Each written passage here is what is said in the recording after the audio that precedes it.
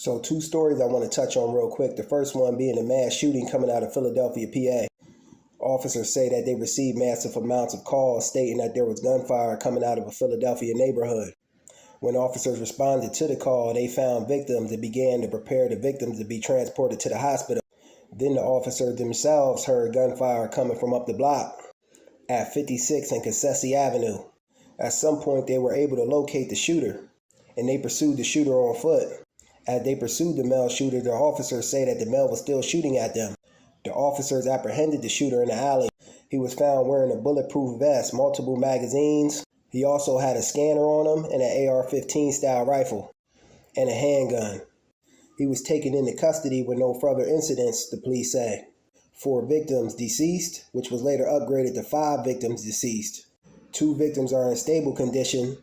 The 2 victims that are in stable condition are a 2-year-old and a 13-year-old. This is crazy. The 5 deceased range in age from 20 to 59. The suspect has been ID'd as 40-year-old Kim Bradley Carriker. He's been charged with numerous crimes. A 33-year-old mother and her 4 kids survived. Their SUV was struck by bullets as they were driving. A police officer jumped into the SUV and transported them to the hospital. Police say this is just a random rampage. Crazy.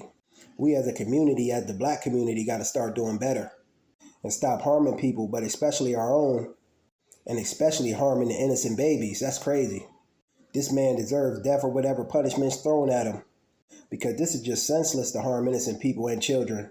If you don't care about life or value your life, do away with yourself. It's still better than harming the innocent, especially kids. Now on to the second story I wanted to touch on, the mass shooting coming out of Baltimore, Maryland. Just after 12:30 a.m. Sunday, gunfire erupted coming out of South Baltimore.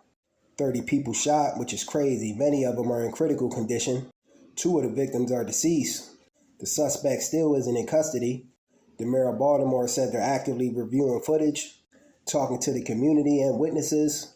Many of these victims were under the age of 18. They do say during adjacent months, crime rate runs higher. They're offering $25,000 in this case. Reward. This suspect needs to be taken off the streets.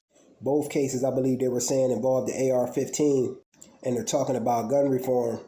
But we don't own any gun manufacturing plants in the urban community. So how are they getting in at the highest level?